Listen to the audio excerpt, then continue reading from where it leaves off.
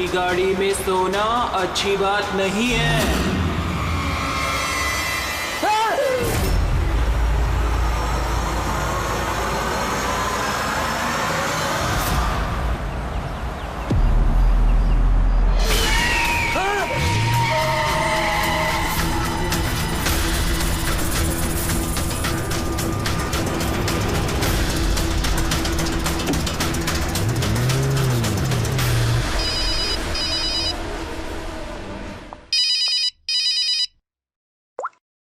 हाँ Vineet. Leela help me, Leela please help me Leela. क्या हो गया विनीत, तुम इतनी टेंशन में क्यों लग रहे हो? लीला ये लोग मुझे मार डालेंगे लीला। कौन मार डालेगा विनीत, तुम किसकी बातें कर रहे हो? लीला आई थिंक मैं लाइफ में कभी तुमसे नहीं मिल पाऊंगा लीला। विनीत बकवास बंद करो। कहाँ पे हो तुम, मुझे अपनी एग्जैक्ट लोकेशन बताओ। मैं सेबस्टन रोड पे हूँ, पुराने पोस्ट ऑफिस के पास। विनीत एक काम करो, तुम वहीं पे रुको, मैं टैक्सी लेके अभी वहीं पे तुम्हें लेने आती हूँ। हेलो लीला। हेलो विनीत, तुम ठीक हो? फोन को भी हेलो लीला। कि फोन को भी अभी कटना था।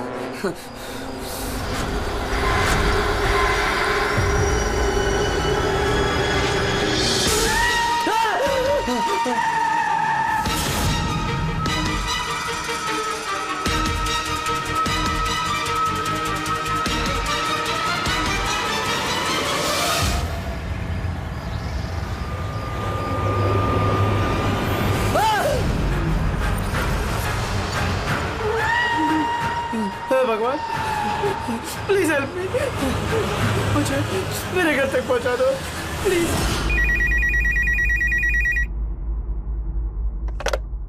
Hello CID bureau. Hello ma'am, ma'am please मेरी मदद कीजिए। मैम मेरे पति इस वक्त बहुत बड़ी मुसीबत में है। क्या सब क्या हुआ आपके पति को?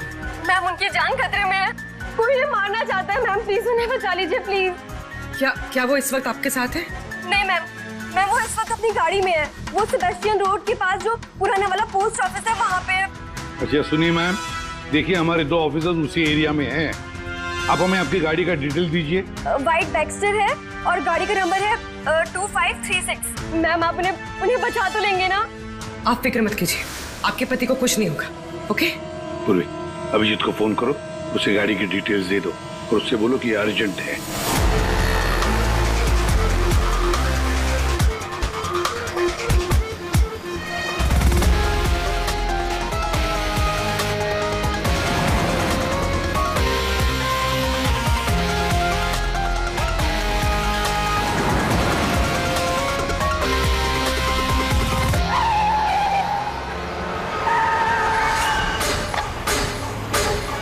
या यही नंबर है। ये गाड़ी ऐसे क्यों चला रहा है? ये तो एक्सीडेंट कर देगा।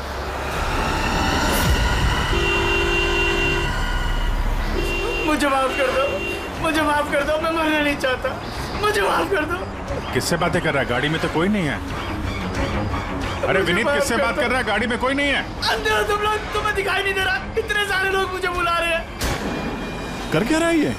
मुझे माफ कर दो, मैं मरना नहीं चाहता। पागल हो गया लगता है। विनीत विनीत विनीत, तुम्हारी जान को खतरा हो सकता है, रुक जाओ।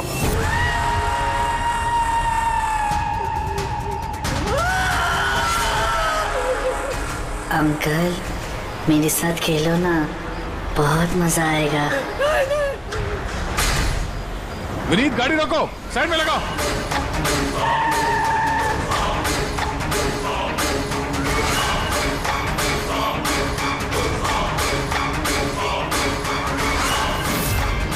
रुक जाओ विनीत, विनीत।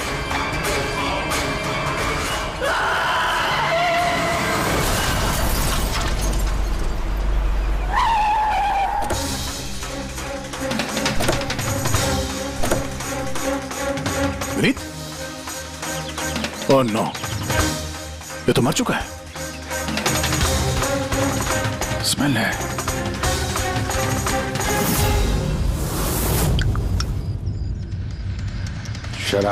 शराब पी के गाड़ी चला रहा था, लेकिन ये गाड़ी में बात कैसे कर रहा था?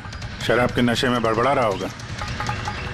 शराब पी के तो यही होता है, एक्सीडेंट। आपने तो मुझसे वादा किया था ना कि विनीत को कुछ नहीं होगा। तुम्हें क्या हो गया?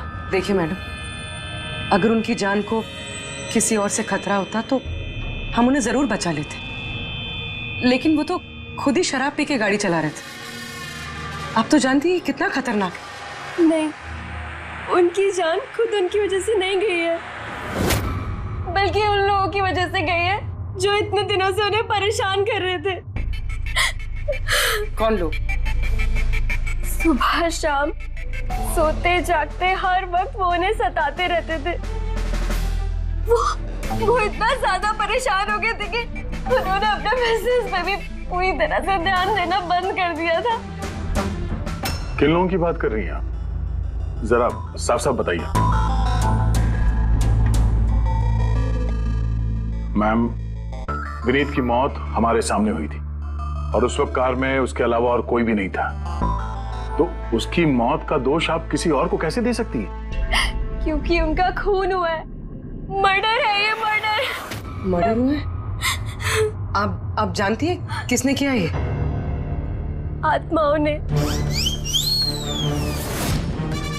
भले ही आप लोगों ने वो आत्माएं नहीं देखी होगी, लेकिन विनीत उन्हें साफ साफ देख सकते थे।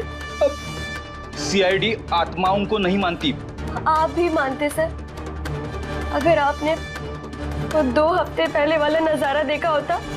लीला उठो, उठो लीला, लीला उठो। विनीत, विनीत,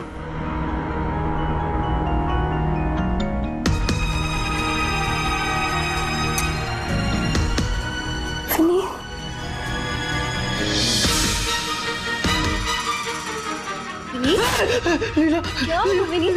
वहाँ देखो, कबर्ड के ऊपर। क्या है वहाँ विनीत? लीला, कबर्ड के ऊपर मुझे घूर रहा है। लीला, मुझे सोने नहीं दे रहा। विनीत, वहाँ पे कुछ नहीं है, कुछ नहीं है वहाँ पे। तुमने ना जरूर कोई बुरा सपना देखा है। चलो आगे सो जाओ। मैंने कोई सपना नहीं देखा और वो देखो अभी भी घूर रहा है और तुमको दिख क्यों नहीं रहा यार? विनीत, वहाँ पे कुछ नहीं है। तुम्हारी तबीयत ठीक नहीं है विनीत, तुम आगे सो जाओ। चलो, कुछ नहीं है विनीत, मैंने ना बुरा सपना देखा इसलिए ये सब हो रहा है। सॉरी, मुझे माफ कर दो प्लीज। 1 मिनट, ये विनीत किस चीज के लिए माफी मांग रहा था? ये तो मुझे भी नहीं पता सर। विनीत काम क्या करता था?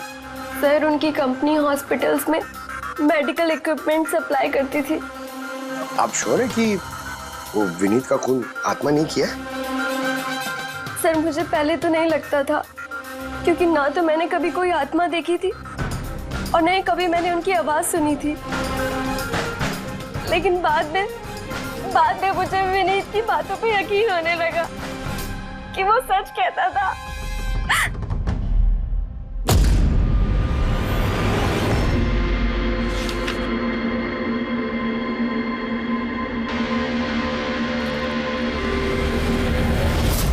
हाँ बॉस, इसकी मौत की एक ही वजह नजर आ रही है, इसके सर पर लगी हुई है चोट जो इसे एक्सीडेंट के दौरान लगी। पक्का डॉक्टर साहब, कोई और वजह नहीं?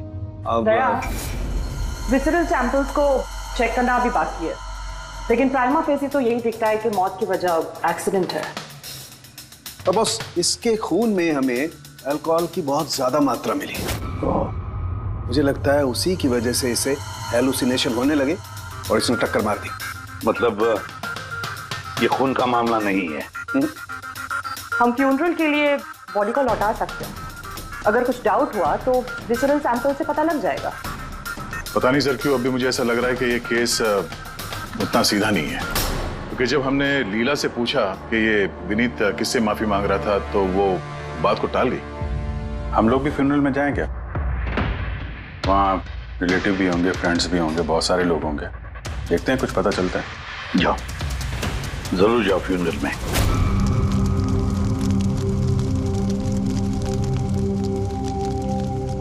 अच्छा हुआ मर गया, ऐसे गलत लोगों के साथ ऐसा ही होना चाहिए। तुमने बिल्कुल ठीक कहा, इसकी मौत इससे बदतर होनी चाहिए थी। बस अब उस दिन का इंतजार है जब उन दोनों की भी चिता जलते हुए देखूंगा। उस दिन तुम सबको बहुत बड़ी पार्टी दूंगा मैं। क्या प्रॉब्लम क्या तुम्हारी? हाँ? यहाँ पर एक आदमी की चिता जल रही है, शौक मनाने के बजाय जश्न मनाने की बात करो तुम लोग। क्यों ना मनाओ जश्न? अरे असली जश्न तो उस दिन मनेगा जिस दिन ये दोनों भी अग्नि की भेंट चढ़ेंगे। वो दोनों अग्नि की भेंट चढ़े या ना चढ़े, तुम सीआईडी के हत्थे जरूर चढ़ोगे।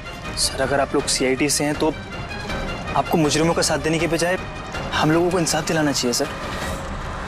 एक मिनट, कहना क्या चाहते हो, पूरी बात बताओ। सर मेरा नाम रोहित है और मेरे पिताजी पर्पल हॉस्पिटल में एडमिट थे। डॉक्टर सर वो वेंटिलेटर पे। डॉक्टर, नर्स डॉक्टर का रिलैक्स। मेरे पिताजी मर रहे हैं वहाँ पे, प्लीज डॉक्टर को बुलाइए प्लीज। क्या हुआ? क्यों शोर मचा रहे हो? शोर न मचाऊं तो क्या करूं? मेरे पिताजी मर रहे हैं वहाँ पर और आपका स्टाफ यहाँ बैठकर मक्खियाँ मार रहा है। आप शांत हो जाइए प्लीज, आप जाइए पेशेंट के पास, हम आते हैं। मैम प्लीज जल्दी कीजिए प्लीज। हाँ मैम गजब हो गया, सारे के सारे वेंटिलेटर्स एक एक बंद हो रहे हैं। यस मैम, हमारे 2 इंटर्न्स मैनुअली ऑक्सीजन दे रहे हैं कुछ पेशेंट्स को। मैम हर पेशेंट के साथ ऐसा नहीं हो सकता, अगर वेंटिलेटर्स ठीक नहीं हो तो पेशेंट मर जाएंगे। धीरे बोलो। अरे ये हॉस्पिटल के रेपुटेशन का सवाल है, अगर मरीजों के घर वालों को पता चल गया है ना फिर बवाल हो जाएगा। डॉक्टर आप प्लीज 2 मिनट का वक्त दीजिए, हम सोल्यूशन। मैम एक एक करके सारे वेंटिलेटर्स बंद हो रहे हैं। बाकी के वार्ड्स में चेक करो। Okay ma'am.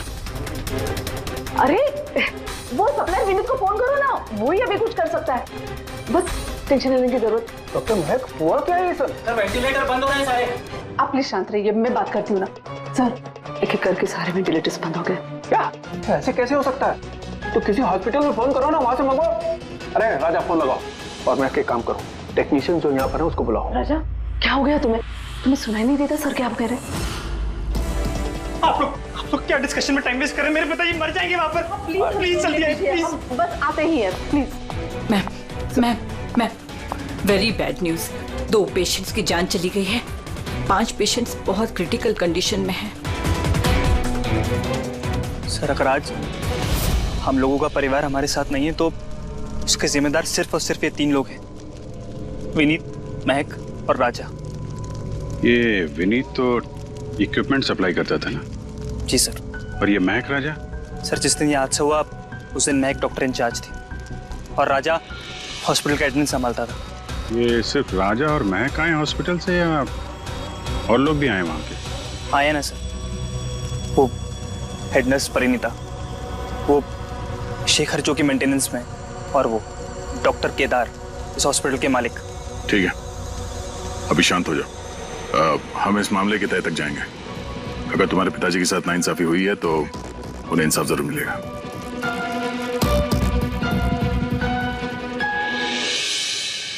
समझ में आया कि ये विनीत माफी क्यों मांग रहा था। मुझे माफ कर दो, मैं मरना नहीं चाहता, मुझे माफ कर दो। और ये भी समझ में आ रहा है कि विनीत की मौत से इतने लोग खुश क्यों हैं। यानी विनीत की मौत का जिम्मेदार कोई भी हो सकता है। अब विनीत के बाद खूनी का अगला निशाना ये महक और राजा हो सकते हैं।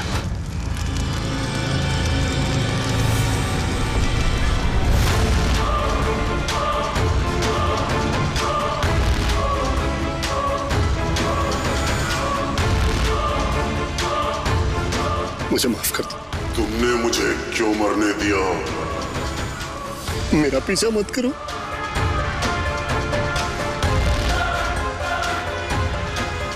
ये बात किससे कर रहा है? मेरा पीछा मत करो। उन्हीं काल्पनिक लोगों से जिससे विनीत बात कर रहा था। शायद तू मुझे बचा सकती थी, जो मरने दिया मुझे। तुम भी मरने के लिए तैयार हो जाओ। और ये महक भी सहमी से लग रही है। छोड़ो, छोड़ो मुझे, छोड़ो मुझे, आग में मत खींचो। मेरी कोई गलती नहीं है। छोड़ो, छोड़ो, छोड़ो, छोड़ो मुझे, छोड़ो, छोड़ो, मत खींचो मुझे आग में। छोड़ो, क्या कर रहे हो? इधर आओ। क्या कर रहे हो यार? हैं? मैं बस परेशान हूँ, इसमें आप लोग क्या कर सकते हैं? मुझे खुद ही निपटना होगा अपनी परेशानी से। आप इधर आओ, थोड़ा दूर हट जाओ इधर से। तो बहुत सारे लोग हैं, जो विनीत की मौत की खबर सुनकर खुश हो गए हैं? हाँ सर। और अब वो महक और राजा की मौत की खबर सुनना चाहते हैं। राजा और महक, इनका बर्ताव भी कुछ नॉर्मल नहीं लग रहा था सर। काफी डरे डरे से लग रहे थे, विनीत की तरह। सर, विसरल सैंपल्स की रिपोर्ट आ गई है। ग्रेट। कोई गड़बड़ है? हाँ। एक आम इंसान का खून जितना लाल होता है, विनीत का खून उससे बहुत ज्यादा लाल था। अब समझ में आया कि विनीत को आत्माएं क्यों नजर आ रही थी। क्यों सर? पूर्वी, जब इंसान का खून जरूरत से ज्यादा लाल हो तो इसका मतलब ये होता है कि वो इंसान बहुत ज्यादा लंबे समय तक कार्बन कंपाउंड के संपर्क में रहा और इस कार्बन कंपाउंड की वजह से ही उसे हेलुसिनेशन आते हैं, जबरदस्त किस्म के। तो मतलब किसी ने जानबूझकर विनीत को इस कार्बन कंपाउंड के संपर्क में लाया, जिसकी वजह से विनीत की दिमागी हालत खराब हो गई, जो उसकी मौत का कारण भी बन गई। सर, खूनी को ये कार्बन कंपाउंड मिला कहां से होगा? हमारे आसपास हर जगह कार्बन कंपाउंड फैला हुआ है। मॉडर्न जिंदगी में हम जितनी भी मशीनों का इस्तेमाल करते हैं वो सब की सब, लगभग सब की सब कार्बन कंपाउंड निकालती हैं। हाँ, कोई भी मशीनों के साथ छेड़खानी करके ऐसी साजिश कर सकता है। तो कार में बैठने के ठीक पहले विनीत ऐसे किसी केमिकल के संपर्क में आया होगा, इसकी वजह से उसे ये हेलुसिनेशन वगैरह हो रहे थे। बिल्कुल बॉस, गाड़ी के एग्जॉस्ट सिस्टम को चेक करना चाहिए, गड़बड़ वही हुई है।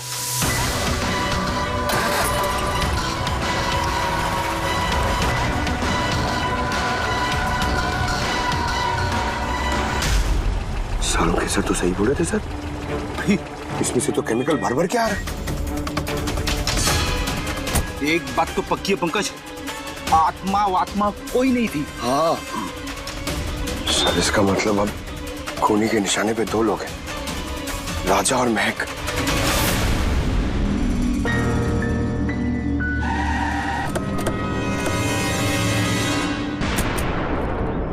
फ्यूनरल में राजा का बर्ताव ठीक नहीं था, अभी भी उसकी मानसिक स्थिति ठीक नहीं है।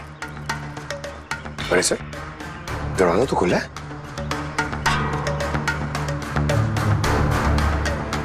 ये खूनी राजा तक पहुंच तो नहीं गया? ये क्या माहौल है? कैंडल्स,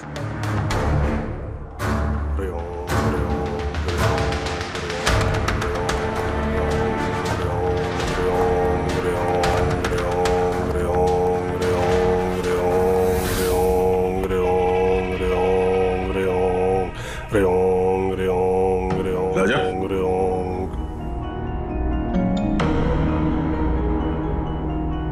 आप ठीक हो? कौन है आप लोग? सीआईडी।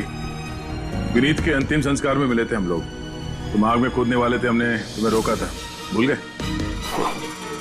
अब आप लोगों को मुझे रोकने या बचाने की जरूरत नहीं पड़ेगी। जब तक विनीत का खूनी पकड़ा नहीं जाता, तुम्हारी जान को भी खतरा है। अच्छा, सच सच बताना, उन 12 मरीजों की मौत क्या तुम्हारी लापरवाही की वजह से गई थी?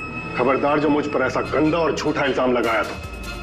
मैं निर्दोष हूं और कोई नहीं मरा मेरी वजह से। शांत शांत। राजा बड़ी मुश्किल से शांत हुआ है, इसे गुस्सा मत दिलाइए। आपकी तारीफ? श्लोक नाम है मेरा। मैं राजा की इस बुरे वक्त से बाहर निकलने में मदद कर रहा हूं। ओह, तो आप साइकियाट्रिस्ट हैं? साइकियाट्रिस्ट नहीं, साइकिक, मीडियम। इस दुनिया और दूसरी दुनिया के बीच एक पुल समझ लो। दूसरी दुनिया? दूसरी कौन सी दुनिया?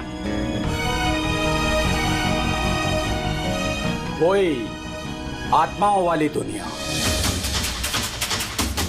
वैसे हम भी एक पुल है, मुजरिमों की दुनिया से लेके जेल के अंदर सलाखों के पीछे तक पहुंचाने का पुल। पर सर, आप मुझे सलाखों के पीछे क्यों डालना चाह रहे हैं? मैं तो राजा की आत्माओं से बचाने में मदद कर रहा हूं। राजा को आत्माओं से नहीं, केमिकल पॉइजनिंग से बचाने की जरूरत है। और बंद करो अपना ये ढोंग, समझे? सर,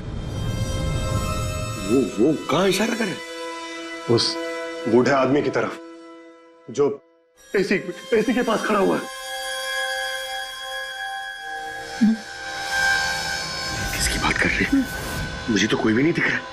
मुझे भी नहीं दिख रहा है। मानो या ना मानो, इस कमरे के अंदर कोई शक्तिशाली आत्मा है जो राजा को नुकसान पहुंचाना चाहती है। अभी पता चल जाएगा।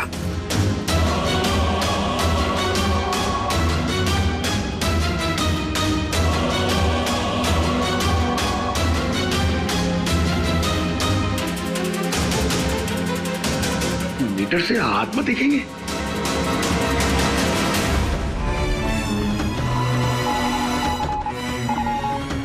देखा, वो आत्मा एसी के पास ही है। मेरी ईएमएफ मशीन झूठ नहीं बोल सकती।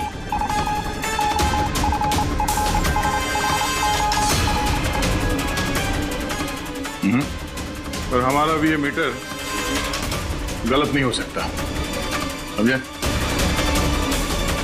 डैडी, लगता है राजा को कार्बन कंपाउंड का असर उसकी गाड़ी से ही हुआ है। एक काम करो, ये मीटर ले जाओ, उसकी कार चेक करो। रेडी? पंकज,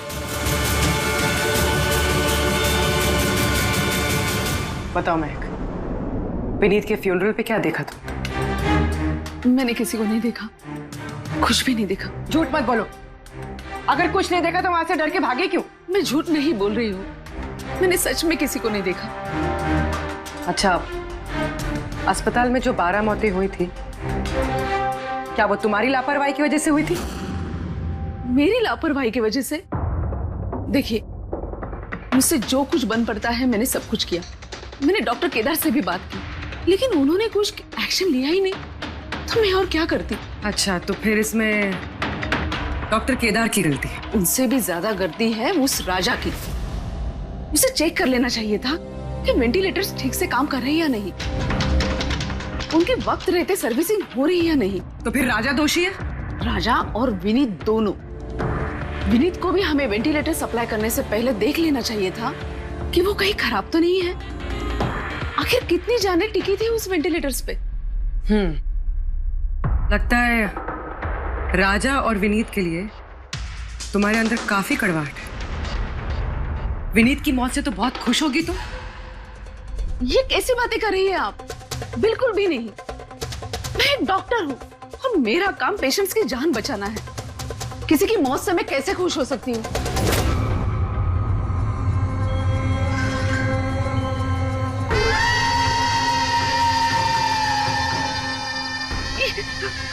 वो आ गया, वो आ गया,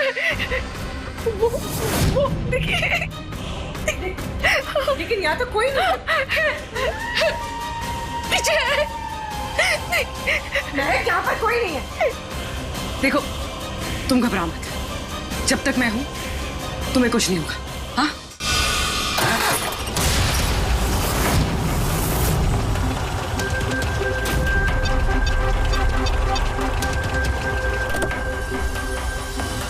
कार के एसी में तो कार्बन कंपाउंड नहीं है। घर के अंदर देखे, चलो।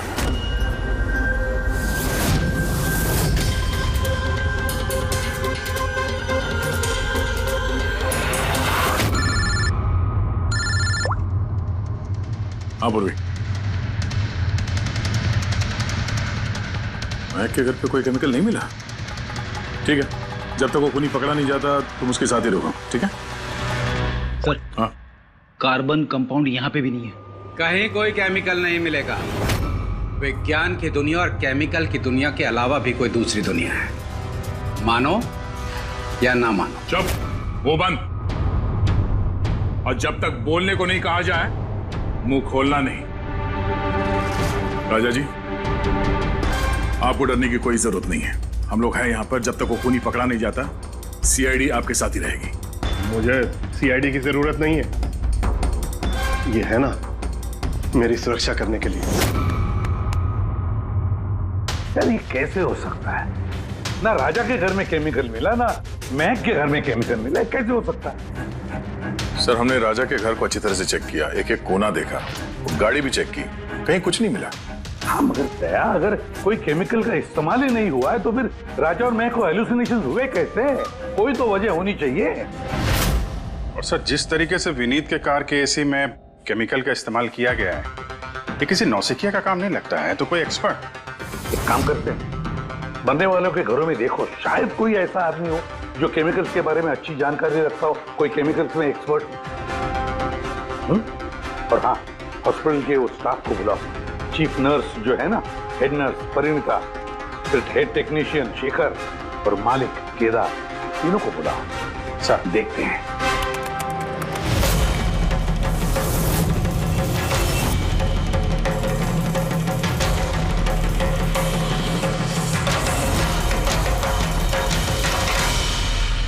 तुम्हारा नाम शेखर है? Yes sir. हॉस्पिटल के हेड मैकेनिक, मेन टेक्नीशियन, मतलब हॉस्पिटल में जब भी किसी मशीनरी में प्रॉब्लम्स आ जाते तो पहले तुम्हें पता चलता है। जी हाँ सर। तो हॉस्पिटल के वेंटिलेटर्स खराब हो गए थे, ये तुम्हें पता नहीं था? सर पहले से पता था। तो फिर किया कुछ नहीं क्यों? बताया क्यों नहीं किसे? हाँ सर इसमें मेरी कोई गलती नहीं है। तो फिर किसकी गलती? सर मैंने महक को पहले से ही बता दिया था वेंटिलेटर्स के बारे में कि वेंटिलेटर्स में प्रॉब्लम हो रही है और वो कभी भी खराब हो सकते हैं। और ये वेंटिलेटर्स बंद होने से पहले तुमने बताया था? यस सर, 1 वीक पहले। मैम मैंने आपको एक नोटिस भेजा था, वार्ड टीम के वेंटिलेटर्स ठीक तरह से काम नहीं कर रहे हैं। ओह, मैंने वो तुम्हारा लेटर पढ़ लिया था शेखर, तुम टेंशन मत लेना, मैं कुछ करती हूँ। बट मैम मामला थोड़ा अर्जेंट है। हाँ हाँ मुझे पता है। डॉक्टर महक। यस मैम, आपको अकाउंट्स डिपार्टमेंट में इमीडिएटली बुलाया है। हाँ ओके चलो। Okay ma'am. Don't worry Shekhar, मैं कुछ ना कुछ करूंगी पक्का। बट सर उन्होंने मेरी बात को सीरियसली लिया ही नहीं। हाँ, महक ने वेंटिलेटर्स खराब होने पर पेशेंट्स को बहुत बचाने की कोशिश की, मगर राजा सर इतने घबरा गए कि कुछ कर ही नहीं पाए। शेखर जी, तुम कितना सच बोल रहे हो, कितना झूठ, ये तो हम पता लगा ही लेंगे। सर महक की कोई गलती नहीं है, उसने मुझे वेंटिलेटर्स खराब होने के बारे में पहले ही बता दिया था। लेकिन आपने क्या किया? सर मैंने हॉस्पिटल के एडमिन हेड को बता दिया था, राजा को, क्योंकि हॉस्पिटल के जितने भी ये मशीनरी है उनकी देखरेख की जिम्मेदारी एडमिन हेड की होती है सर। तो आपने एडमिनिस्ट्रेटिव हेड राजा को बता दिया और आपकी जिम्मेदारी खत्म हो गई। आप मालिक है ना इस हॉस्पिटल के, तो जिम्मेदारी खत्म कैसे होती है आपकी? सर मैंने अपनी जिम्मेदारी निभाई, तभी तो मैं खुद गया राजा के केबिन में। राजा। जी सर। ये सब क्या कर रहे हो? अरे ये सब जरूरी नहीं है, इतने सारे मरीजों की सांसें वेंटिलेटर के भरोसे चल रही हैं, तुम यहाँ बैठे हो, अरे कुछ करो ना। जी सर, मैं अभी सप्लायर से बात करके वेंटिलेटर बदलवा देता हूँ। प्लीज प्लीज जल्दी करो। जी सर मुझे समझ में नहीं आ रहा कि उन्होंने वेंटिलेटर्स बदलवाए क्यों नहीं। मैं हैरान हूँ सर, कोई भी केदार जी पे उंगली उठा नहीं रहा है। हर कोई राजा, विनीत और महक के पीछे पड़ा हुआ है। वही तो, हॉस्पिटल के मालिक है ना केदार जी, तो पूरी की पूरी जिम्मेदारी भी केदार जी तुम्हारी है। लेकिन सर अब मैं खुद जाके तो रिपेयर नहीं कर सकता ना वेंटिलेटर्स। सर मेरा काम है कि कंसर्न डिपार्टमेंट को इन्फॉर्म करना, और सर वो मैंने कर दिया। बल्कि मैंने विनीत से खुद बात करी, मैंने उससे कहा कि अगर ये रिपेयर हो सकते हैं तो रिपेयर करे, वरना इनको चेंज कर दे, और उसने कोई एक्शन ही नहीं लिया। उसने कोई एक्शन नहीं लिया, उसने कोई एक्शन नहीं लिया। आपने क्या एक्शन लिया? और नाम भी ले रहे हो तो विनीत का जो मर चुका है, या राजा का जो जवाब देने की हालत में नहीं है। सर जो सच था वो मैंने आपको बता दिया, अब वो मानना ना मानना सर आपके हाथ में है। परिणीता। जी सर। हॉस्पिटल की हेड नर्स, तो तुम हॉस्पिटल के बारे में सब कुछ जानती होंगी? जी सर। तो फिर अब सच सच बताओ, ये जो कुछ भी हुआ है किसकी लापरवाही से हुआ है? बताओ जल्दी। हाँ सर, बताती हूँ। मेरे साथ धोखाधड़ी करने की कोशिश मत करना राजा। और हाँ, अगर मशीनों में कोई फिजिकल डैमेज है वो वारंटी में नहीं आता। अगर तुमको नए वेंटिलेटर चाहिए तो पूरी कॉस्ट पे करनी होगी, समझा? मैंने तुमसे घटिया इंसान आज तक अपनी जिंदगी में नहीं देखा। अब ना तो हमारा हॉस्पिटल तुमसे कोई सामान लेगा और ना ही शहर का कोई दूसरा हॉस्पिटल। सुनो, ये धमकी किसी और को देना, जानता नहीं तुझे मैं कौन हूँ, जो करना है कर ले।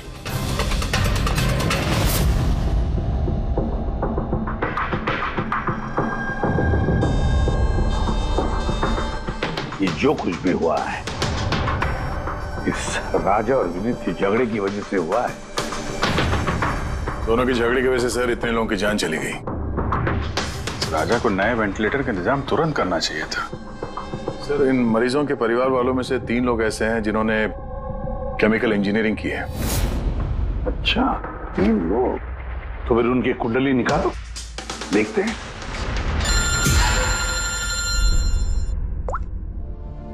हेलो, इसे भी प्रद्युमन। What? ठीक है, हम अभी पहुंचते हैं। क्या हो सर? राजा की मौत हो गई।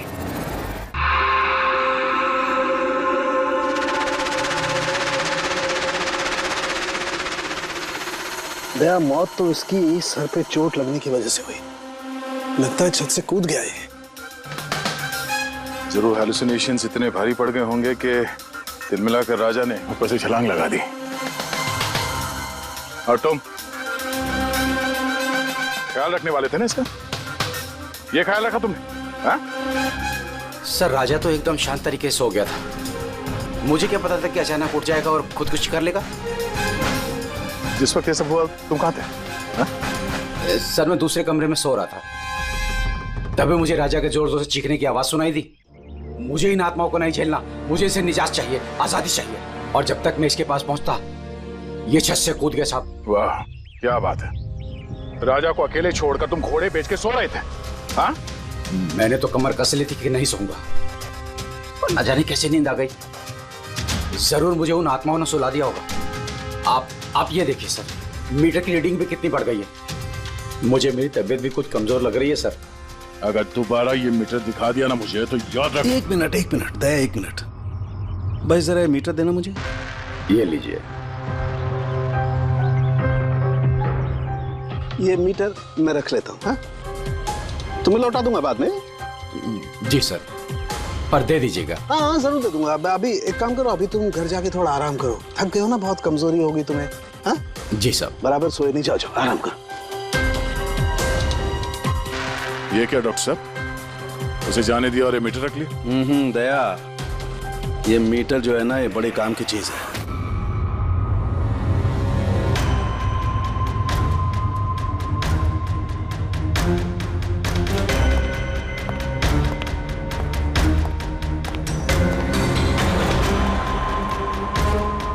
इस रूम में चेक करता हूं।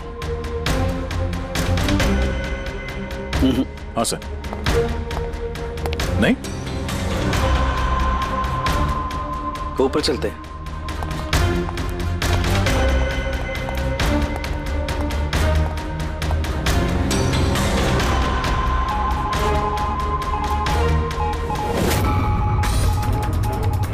ये सलू के सर आराम से, ये नीडल तो जंगली घोड़े की तरह भाग रहा है। माय गॉड, हम यहाँ पर ऐसे नहीं खड़े रह सकते दया। हमें प्रोटेक्टिव गियर्स पहनने पड़ेंगे। Protective gears? वो किस लिए सर? अरे अपनी सुरक्षा के लिए।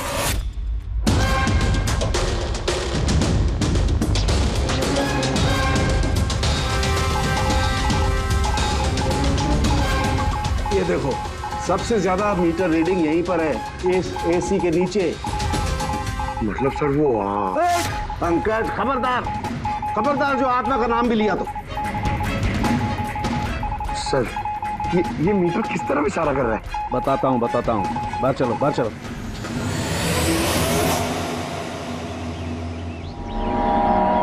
देखा दया, ये है EMF, इलेक्ट्रोमैग्नेटिक फील्ड डिटेक्ट करता है ये। इलेक्ट्रोमैग्नेटिक फील्ड्स, ये तो आजकल सभी इलेक्ट्रॉनिक अप्लायंसेस में होता है सर, टीवी, फ्रिज, एसी में। बिल्कुल दया, लेकिन उन अप्लायंसेस का EMF हिडन होता है, छिपा हुआ होता है, ताकि लोगों पर बुरा असर ना हो।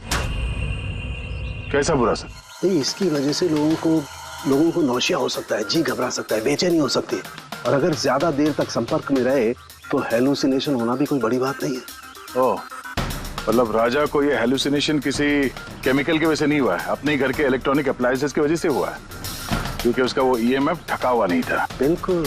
इसका मतलब है सर, किसी ने ये जानबूझ के छेड़छाड़ की है इसमें? हो सकता है दया। वैसे ही राजा को अंदर से पछतावा महसूस हो रहा था, दुखी था बेचारा कि वो मरीजों को बचा नहीं पाया, इसीलिए हेलुसिनेशन उसे पछतावे के रूप में दिखाई देने लगे। शायद इसी पछतावे की वजह से इस विनीत की भी मौत हो गई। बिल्कुल। और वो अशोक, उससे भी कमजोरी इसीलिए महसूस हो रही थी क्योंकि वो भी काफी देर तक इस EMF के संपर्क में था। यहाँ पे वो कार्बन कंपाउंड नहीं मिला घर में। मिलेंगे कैसे थे? क्योंकि यहाँ तो EMF का इस्तेमाल हो रहा था, और सबसे ज्यादा रीडिंग मुझे बेडरूम के AC में मिली। इसका मतलब बेडरूम के AC में छेड़छाड़ हुई। फिर तो उस महक के घर में भी EMF। ओह नो, हमें तुरंत पुरी को इन्फॉर्म करना होगा।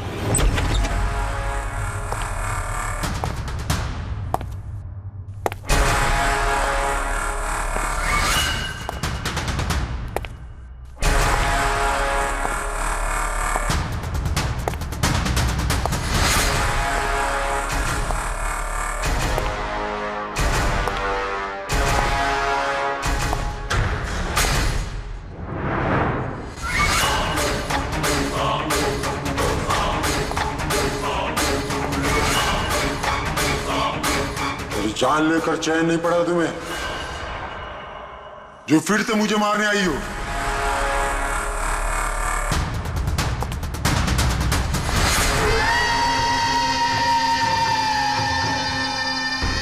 तुम? मैंने तुम्हें सेल्फ डिफेंस में मारा था, और वैसे भी तुम एक मुजरिम हो। क्या मुजरिम के घर परिवार नहीं होते? तुम्हारी वजह से मेरी बेटी अनाथ हो गई, और ये खून देख रही हो, सब तुम्हारी वजह से। आज मैं तुम्हें नहीं छोड़ूंगा। देखो मेरे पास मत आना, मैं मार दूंगा। आज मैं तुम्हें नहीं छोड़ूंगा। मेरे पास मत आना, मैं कहती हूँ मार दूंगी। मैं कहती हूँ मेरे पास मत आना, मार दूंगी। क्या कर रही तुम? छोड़ो से। सब आदमी क्या? सर यहाँ पे सर रोकिए इसे, ये मुझे मारना चाहती है। पहले यहाँ से बाहर निकली, जल्दी आउट ऑफ हियर प्लीज, जल्दी फास्ट। ये है वो 3 लोग जिनका संबंध केमिकल इंजीनियरिंग से है। सुहास, दीपक और किशोर। खूनी इनमें से कोई भी हो सकता है। नहीं अभिजीत, कार के एसी में केमिकल फिक्स करना अलग बात है, और इलेक्ट्रोमैग्नेटिक फील्ड को इतनी होशियारी के साथ इस्तेमाल करना अलग बात है। मुझे लगता है ये कोई ऐसा आदमी है जिसे साइंस की, मेडिकल साइंस की बहुत अच्छी जानकारी है, या तो कोई डॉक्टर या कोई साइंटिस्ट। जिसने भी किया उसने पूरा बंदोबस्त किया था इस इलेक्ट्रोमैग्नेटिक फील्ड का, कि ये महक और राजा दोनों कायम के लिए उस ईएमएफ के असर में रहे हैं। हो सकता है जब ये दोनों हॉस्पिटल में अपना काम कर रहे थे तब भी ये ईएमएफ वहां पर प्रेजेंट था। तो फिर सर शायद हॉस्पिटल के किसी मशीन के साथ भी छेड़छाड़ की गई होगी। बिल्कुल दया, बिल्कुल। और ये करने वाला वही है, हॉस्पिटल का अंदर वाला। तो ये वो जगह है जहाँ पे महक और राजा बैठा करते थे। जी हाँ। और कौन कौन आ जा सकता था इस कमरे में? सर सिर्फ स्टाफ वालों को अंदर जाने की परमिशन थी, वो भी अगर कोई काम हो तो। मतलब बाहर का कोई आदमी यहाँ नहीं आ सकता? नहीं सर, यहाँ तक कि मरीजों को भी अंदर जाने की इजाजत नहीं थी। उसका मतलब तो ये हुआ कि स्टाफ का कोई है, मतलब आप में से कोई एक खूनी है। ये आप कैसे कह सकते? ये हम नहीं कह रहे, ये ईएमएफ मशीन कह रही है जिसने हमें सब कुछ बता दिया है। और इस ईएमएफ मशीन के हिसाब से इस एसी के साथ छेड़छाड़ की गई थी। इसका मतलब है राजा और महक को मारने की कोशिश की गई थी, मगर बेचारा राजा मारा गया। एसी के साथ छेड़छाड़? क्या कह रहे हैं आप लोग? हमें तो कुछ समझ में नहीं आ रहा। ये बात इस कमरे में मौजूद वही इंसान समझ सकता है जो खुद खूनी है। और वो आज यहाँ एक प्रोटेक्टिव गियर पहन के आया है ताकि इलेक्ट्रोमैग्नेटिक फ्रीक्वेंसी से उसे कोई नुकसान ना हो। क्यों? कौन है वो?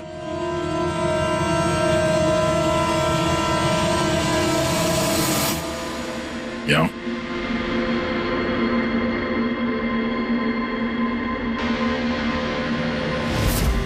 फैशन सेंस तो बहुत अच्छा है तुम्हारा शेखर। कपड़े के अंदर ये सुरक्षा कवच। तुम्हारे सारे पत्ते खुल चुके हैं शेखर। हमने तुम्हारे बारे में सब कुछ पता लगा लिया है। तुम ही यहाँ पे सिर्फ ऐसे टेक्नीशियन हो जो एसी के साथ छेड़छाड़ कर सकते हैं। अब जल्दी बताओ क्यों किया तुमने ऐसा? हाँ, मैंने किया ये सब। और क्या गलत किया अगर मैंने महक, विनीत और राजा पे इल्जाम लगाया तो? इन लोगों की वजह से 12 मरीजों की मौत हुई जो मुझसे देखा नहीं गया। अब मैंने सोचा कि इन लोगों को भी वैसी ही मौत मिलनी चाहिए जैसे उन 12 मरीजों को मिली।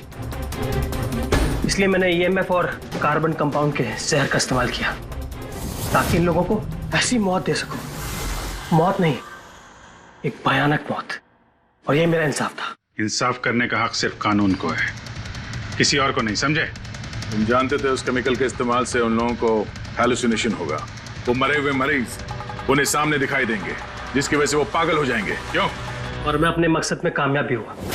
जैसी मैं मौत चाहता था वैसी ही मौत विनीत और राजा को मिली, मगर अफसोस महक को आपने एंड मोमेंट पे बचा लिया। कामयाब तो तुम तब होते हैं जब बिना कोई जुर्म किए उन्हें उनके अंजाम तक पहुंचाते हैं। क्या फर्क रह गया तुम में और उन दोनों में? अब तुम भी एक हत्यारे हो। तुम्हें क्या सजा मिलेगी इसका फैसला तो अब अदालत ही करेगी। For more updates, subscribe to our channel, click the show links and enjoy watching the videos.